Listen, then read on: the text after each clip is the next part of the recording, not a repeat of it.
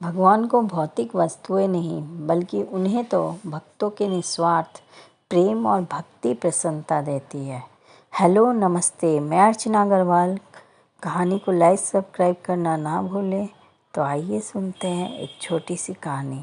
एक गांव में एक महात्मा जी पधारे। उनकी ख्याति दूर दूर तक फैल गई। उस राज्य का राजा भी उनके दर्शन के लिए तैयार था। सुरक्षा घेरा बना दिया गया। पूरे गांव में हल्ला था, महात्मा जी के दर्शन के लिए राजा जी आने वाले हैं। उस गांव में गरीब किसान रहता था। उसके हाल बेहाल थे, खेती बाड़ी हो नहीं रही थी। उसके घर के पास एक तालाब था, उसमें भी थोड़ा सा पानी ही बचा था। वो सुबह सुबह जगा जिस दिन राजा जी पधारने वाले थे।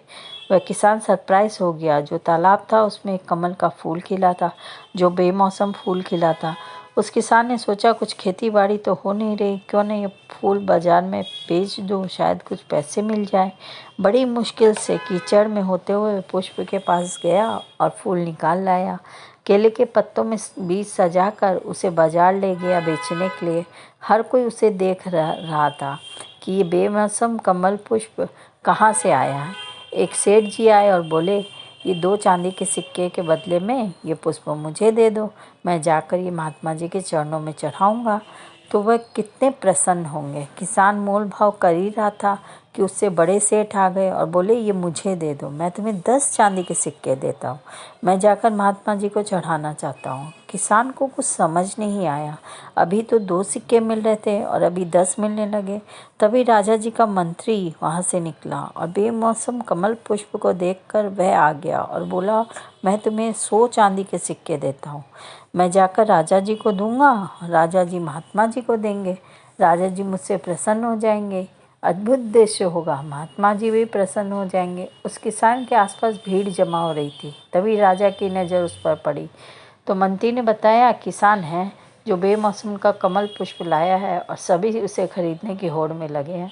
राजा जी ने कहा, ये तो हमें लेना चाहिए। राजा को पता नहीं था कि उसका मंत्री ऑलरेडी खरीदने की लाइन में खड़ा है। राजा ने कहा, ये 1000 चांदी के सिक्के पकड़ो और ये पुष्प हमें दे दो। हम जाकर ये पुष्प महाराज जी के चरणों में चढ़ाएंगे तो उनकी कृपा हम पर बरसेगी और वो कितने प्रसन्न होंगे। किसान ने कहा, ये बेचना ही नहीं चाहता हूँ, तुम सब जब खरीदोगे जब मैं इसे बेचूंगा, मुझे तो बेचना ही नहीं है। राजा ने कहा, मैं तुम्हें 1000 चांदी के सिक्कों के बदले में ये कमल पुष्प ही तो मांग रहा हूँ, तुम कह रहे हो बेचना ही नहीं है। तुम्हारी गरीबी दूर हो जाएगी, तुम्हारे घर वाले खुश हो जाएंगे, तुम्हारी पीढ़ियाँ तर जाएगी। ये पुष्प मुझे दे दो, ये क्या काम आएगा तुम्हारे।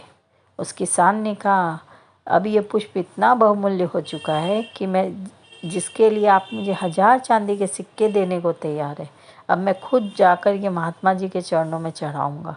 बड़ी मुश्किल से मैंने इसे कीचड़ भरे तालाब में से निकाला, मैं खुद महात्मा जी को दूंगा और उनकी कृपा अब मुझ पर बरसेंगी, मेरी पीढ़ियाँ तो ऐसे ही तर जाएगी। किसान बिना देरी के पहुंच गया महात्मा जी के चरणों में। वहाँ बड़ी भारी भीड़ थी। एक किसान के पास एक कमल पुष्प है जिसे खरीदने की होड़ लगी है। ये वहाँ भी इसी बात का हल्ला था। किसान गया, जाकर पुष्प उनके चरणों में अर्पित कर दिया और रोता चला गया। वह आंसू जो उसे कमल पुष्प पर टिक गए थे। महात्मा जी से कहने लगा, मेरे पास तो देने के लिए कुछ ना था, ये पुष्प था, सोचा इसे बेचकर आज का खर्चा निकल जाएगा, लेकिन पता चला ये तो बहुत बहुमूल्य है।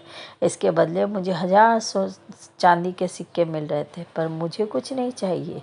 आप मुझ पर कृपा बरसाइए और मेरे जीवन में खुशियाँ लाइए। महात्मा जी ने अपने शिष्यों से कहा, ये होता है समर्पण का भाव। जो था सो अर्पित कर दिया, कोई दिखावा नहीं, बस प्रभु कृपा बरसाएंगे इस भाव से इस किसान ने पुष्प अर्पित कर दिया। इसकी भेंट मुझे सबसे अच्छी लगी। ये कहानी हमें सिखाती है कि प्रॉपर्टी, धन दौलत से भगवान इम्प्रेस नहीं होते। भगवान तो भाव के भूखे हैं। मन को पवित्र रखिए, भगवान आपसे बड़े प्रसन्न होते हैं जो निस्वार्थ भाव से उनकी भक्ति और प्रेम में डूबे रहते हैं।